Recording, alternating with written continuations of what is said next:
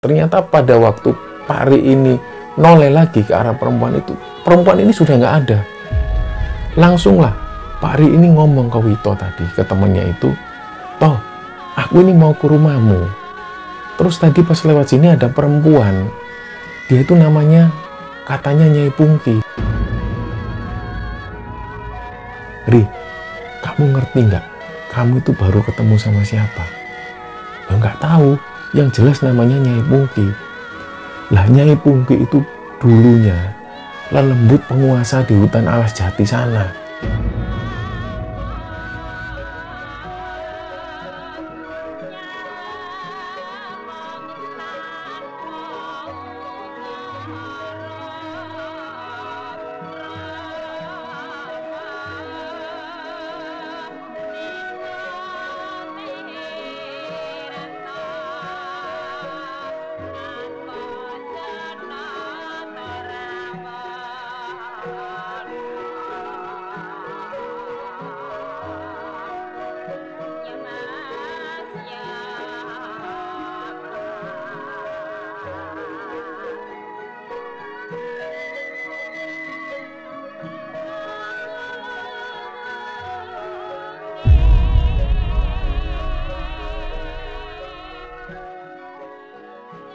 Bismillahirrahmanirrahim. Assalamualaikum warahmatullahi wabarakatuh. Sobat Kembara Sunyi dimanapun berada, pada kesempatan kali ini kami akan bercerita tentang sebuah kisah kiriman yang dikirim oleh Sobat Kembara yang bernama Fevi. Sebelum kita masuk ke ceritanya, untuk teman-teman yang nonton tayangan ini dan belum subscribe, jangan lupa untuk subscribe lebih dulu agar channel Kembara Sunyi ini lebih berkembang lagi dan kami lebih bersemangat lagi dalam membuat konten-konten terbaru di Kembara Sunyi. Dan untuk teman-teman yang telah mendukung kami sejauh ini, kami mengucapkan terima kasih banyak. Semoga amal kebaikan teman-teman dibalas kebaikan berlipat oleh Allah Subhanahu wa Ta'ala.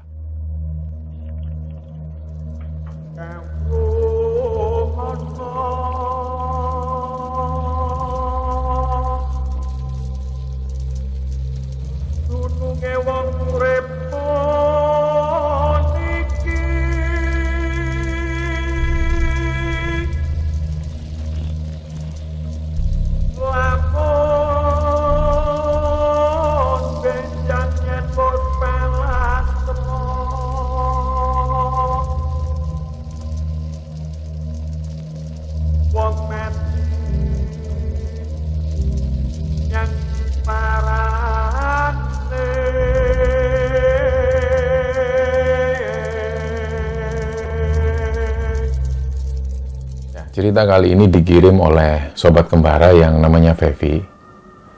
Untuk saat ini si Fevi ini usianya sudah 35 tahun dan sudah punya 2 orang anak. Dan saat ini si Fevi tinggal di salah satu kota di Jawa Timur, yang dia sendiri nggak mau disebutkan namanya.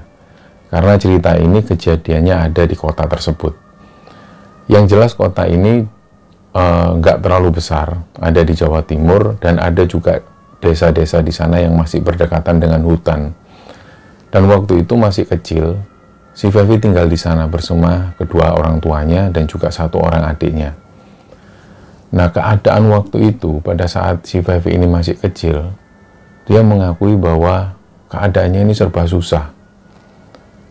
Bapaknya Fevi yang kita sebut namanya Pak Ri, ini seorang seniman tradisi atau lebih tepatnya seorang seniman ludruk, yang pada waktu itu sangat susah sekali untuk cari uang di bidang tersebut.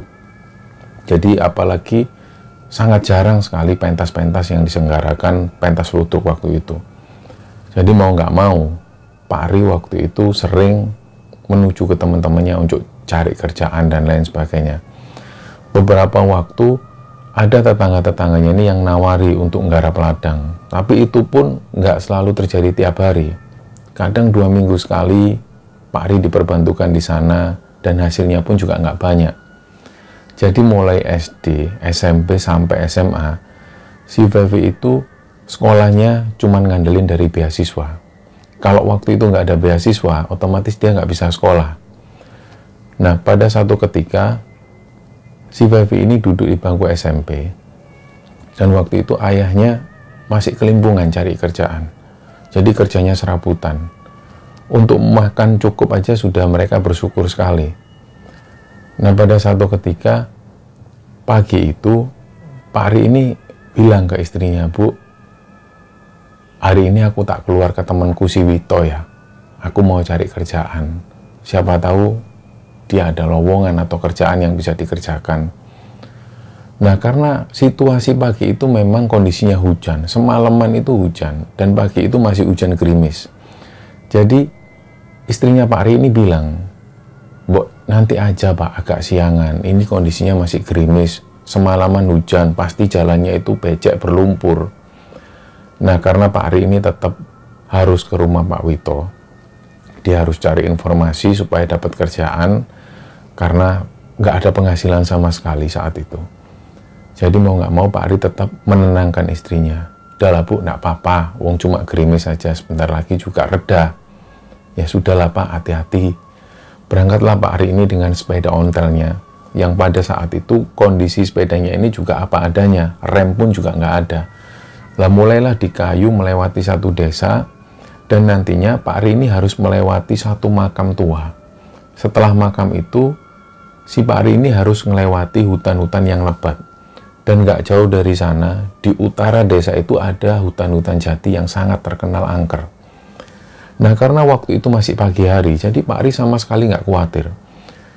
Begitu dalam perjalanan, suasana ini masih hujan, dan belum juga reda. Setelah melewati pemakaman itu, Pak Ari agak mulai tenang. Nah, karena suasana ini hujan, biasanya ada orang yang keluar menuju ke sawah atau ke hutan cari kayu bakar. Pagi itu benar-benar sepi. Jadi Pak Ari mengayuh sepedanya sendiri, dan begitu melewati hutan, jalanan ini benar becek dan nggak bisa dilewati. Jadi terpaksa Pak Ari harus nuntun sepedanya. Beliau pun turun dan mulailah dituntun sepedanya melewati jalanan yang becek itu. Nggak lama jalan, Pak Ari pun memasuki hutan, dan kondisi ini semakin gelap karena banyak sekali pohon-pohon rimbun di sana. Nah, apalagi waktu itu suasananya ini masih gerimis. Jadi begitu mau masuk ke hutan tersebut, Pak Ari pun turun. Sebenarnya dalam hati Pak Ari ini sudah ngerasa nggak nyaman. Karena yang ditakutkan Pak Ari pertama kali adalah ular atau hewan-hewan buas dan lain sebagainya. Nah, begitu Pak Ari nuntun sepeda, dia pun jalan. Nggak lama jalan, tiba-tiba ada satu perempuan yang berdiri persis di depannya Pak Ari, kayak menghalangi jalan. Nah, otomatis Pak Ari ini pun kaget. Karena awalnya beliau itu cuma ngelihat ke arah jalan. Beliau itu takut kepleset atau kena batu, dan Pak Ari ini juga waspada dengan adanya ular. Jadi pandangan Pak Ari ini ke bawah terus. Dan begitu Pak Ari sesekali ngelihat ke arah depan, tiba-tiba ada si perempuan ini. Jadi ada perempuan cantik, sanggulnya itu ke atas, dan beliau itu pakai selendang yang cuma disampirkan di pundaknya. Tiba-tiba si perempuan ini tanya ke Pak Ari, "Mbok sekali-sekali mampir Pak, wong bolak-balik lewat kene kok gak mampir." "Loh, jenengan ini sinten?" Pak Ari langsung tanya, karena Pak Ari sendiri nggak tahu dan nggak kenal si sosok perempuan ini. Terus si perempuan ini jawab lagi, "Jenengku Nyai Pungki. Mampir omaku gak aduh teko kene nang alas kono lho." Lah, karena Pak Ari ini juga nggak kenal dan merasa bahwa perempuan ini baik, sudah menyapa, akhirnya Pak Ari pun bilang, "Oh nggih pun, kapan-kapan kulo tak mampir ten griyane jenengan." Nah, pada saat Pak Ari ngomong seperti itu, tiba-tiba ada yang nepuk. Ternyata temennya Pak Wito yang nepuk. "Loh, toh, iki aku harap neng omamu." Ternyata pada waktu Pak Ari ini noleh lagi ke arah perempuan itu, perempuan ini sudah nggak ada. Langsunglah Pak Ari ini ngomong ke Wito tadi, ke temennya itu, "Toh, aku ini mau ke rumahmu. Terus tadi pas lewat sini ada perempuan. Dia itu namanya katanya Nyai Pungki." Lah di situ wajah temennya itu yang Pak Wito ini langsung kaget. "Loh, serius kamu ngomong gitu?" "Iya, barusan ngomong sama aku, terus kamu nyapa aku. Loh, kok pas aku noleh ternyata perempuan ini sudah nggak ada." Langsunglah Pak Wito ini, temennya itu, langsung narik tangannya Pak Ari. "Wes, ayo, nang omahku ae, tak jelas no." Berjalanlah mereka menuju ke rumahnya Wito, dan dalam perjalanan itu, pada saat mereka jalan itu, dan sambil Pak Ari ini nonton sepedanya, Pak Wito itu tanya lagi karena penasaran, "Riri, kamu bener tak ketemu perempuan yang ngaku namanya Nyai Pungki?" "Iya toh, ngapain aku bohong? dia ini cantik kok orangnya. Lah akhirnya sampainya di rumah Pak Wito, barulah Pak Wito ini cerita dengan gamblang. Ri, kamu ngerti nggak? Kamu itu baru ketemu sama siapa? Ya nggak tahu. Yang jelas namanya Nyai Pungki. Lah Nyai Pungki itu dulunya lelembut penguasa di hutan Alas Jati sana. Kata orang-orang dulu, banyak orang-orang yang cari pesugihan di orang ini. Siapapun yang kalau ketemu sosok Nyai Pungki ini, kalau dia minta apa aja pasti dikabulkan. Lah Pak Ari itu agak nggak percaya. Lah nggak mungkin lah, wong itu sosoknya manusia kok. Bukan kayak lelembut yang menyeramkan, enggak toh. Lah si Pak Wito ini jelaskan lagi, yo iya memang wujudnya itu memang seperti itu, wujudnya perempuan cantik. Dan dia itu sudah terkenal. Mbak-mbakku dulu itu selalu cerita tentang sosok Nyai Pungki ini. Akhirnya karena setelah ada obrolan itu, dan Pak Wito tahu bahwa Pak Ari ini tadinya ketemu sosok Nyai Pungki, sosok lelembut yang dikeramatkan oleh warga di sekitar dan dipercaya bisa ngasih pesugihan. Akhirnya Wito ini pun tanya ke Pak Ari ini, Ri, kamu mau nggak tak antar ke tempatnya? Tempatnya ada di sana loh, di hutan jati yang di bagian utara sana. Lah katanya, kalau ada yang ditemui sosok Nyai Pungki ini, beliau pasti bantu. Tinggal kita cari sesajen dan kita ritual di sana. Pak Ari itu awalnya sempat mikir, nggak percaya dengan hal-hal semacam itu. Tapi karena Wito ini terus menjelaskan lagi, udah lari, kita daripada hidup kayak gini terus, Ri. Kamu kesini juga nyari kerjaan. Aku juga belum ada kerjaan buat kamu. Wis dah, aku juga sudah bosen, Ri, hidup melarat kayak gini, Ri. Ayolah, kita temui di tempat Nyai Pungki itu. Akhirnya mereka pun sepakat. Dan setelah ngobrol secara panjang lebar, mereka pun pulang. Akhirnya kedua orang ini, Pak Ari dan Wito itu sepakat. Mereka mau berangkat ke hutan jati yang ada di utara desa itu di hari Kamis malam Jumat Legi. Yang mereka pilih adalah Kamis malam Jumat Legi karena mereka percaya hari itu adalah hari baik. Malam itu pun si Wito ini sudah menyiapkan sajen-sajen yang perlu dibawa ke sana. Jadi Pak Ari ngikuti aja. Nah, malam itu pun mereka menuju ke satu hutan. Hutan ini jati semua. Dan mereka menuju ke satu titik. Disitulah mereka melakukan ritual. Jadi Pak Ari dan Wito itu melakukan ritual. Mereka memejamkan mata dan berdiam diri. Gak lama setelah itu, sekitar jam 2 dini hari, barulah si Wito ini ngajak Pak Ari ini pulang. Udah Ri, ayo Ri pulang. Kita waktunya pulang. Nanti kita tidur, kita mimpi apa? Lah pulanglah mereka. Ternyata malam itu, Pak Ari ini mimpi. Dia ditemui sosok Nyai Pungki itu datang dengan wajah yang cantik dan masih dengan busana yang sama. Selendang masih disambarkan di pundak. Dan Nyai Pungki itu cuma noleh ke arah Pak Ari sambil bilang, "Kowe nek pengen sugih, kowe poso 40 dino, poso mute, ojo turu nang nisore jam 12, turu nang ndukure jam 12. Wis, pokoke lakonono iku." Lah tiba-tiba sosok Nyai Pungki ini menghilang. Dan nggak terasa pagi itu Pak Ari ini dibangunkan sama istrinya. "Pak, tangi Pak, wis isuk Pak. Sudah pagi." Pak Ari pun bangun, belum cerita ke istrinya. Jadi beliau pun Pak Ari ini langsung keluar. Dia cari kerjaan lagi. Dia menuju ke rumah teman-temannya untuk cari pekerjaan. Nah sore harinya, si Pak Ari ketemu dengan Wito. Dia cerita, ternyata Wito ini juga mimpi yang sama. Dia ditemui sosok Nyai Pungki dengan wajah yang cantik sekali. Dan si Wito ini juga disuruh puasa mute 40 hari. Nah, jadi Pak Ari ini langsung setuju sama Wito. Ya sudah toh, berarti kita lakuin aja hal ini. Mulailah keesokan harinya mereka melakukan ritual puasa mute itu. Jadi sebelum Pak Ari ini melakukan puasa mute, dia sempat izin ke istrinya. "Bu, uripe awak dhewe iki ngene-ngene tok. Hidup kita ini gini-gini tok. Dari dulu melarat. Bahkan untuk beli baju anak-anak aja kita nggak bisa. Kadang-kadang buat makan aja susah. Ini aku mau ngelakukan satu ritual, Bu. Wis ta, kamu percaya aja sama aku. Pokoknya kamu dukung aku." Lah si istrinya ini sempat tanya, "Poso apa toh Pak? Puasa apa kamu itu?" "Wis pokoknya aku mau puasa 40 hari, puasa mutih." aku nggak boleh tidur di bawah jam 12. Jadi nanti tidurku di atas jam 12. Nah, karena istri Pak Ari ini cuman nurut dan mendukung suaminya apapun yang dilakukan. Jadi pada saat itu istrinya Pak Ari ini pun manut. Ya sudahlah Pak, terserah sampean aja. Mulailah si Pak Ari dan Wito itu melakukan ritual semacam itu sampai berhari-hari kemudian. Dan pada saat hari ke-38, malam itu Pak Ari ini tidur seperti biasa. Tiba-tiba dia itu mimpi ketemu sosok Nyai Pungki tadi. Nah, Pak Ari ini diajak Nyai Pungki masuk ke satu istana yang besar sekali, di mana di istana itu bangunannya emas semua. Dan begitu Pak Ari ini masuk, Nyai Pungki itu duduk di atas satu singgasananya yang terbuat dari emas, dan Nyai Pungki ini nunjuk ke satu titik. Jadi Nyai Pungki ngomong, "Iku loh, ono guci teko emas, delokon." Nah, begitu Pak Ari ini melihat guci itu, guci ini emas semua. Dan ternyata ketika dilongok dalamnya isinya semua perhiasan emas. Jadi pada saat itu Pak Ari ini seneng. Dia bisa membayangkan nanti emas ini bisa dijual dan untuk bangun rumahnya, untuk beli baju, makan enak dan lain sebagainya. Jadi pikirannya sudah terlalu jauh waktu itu.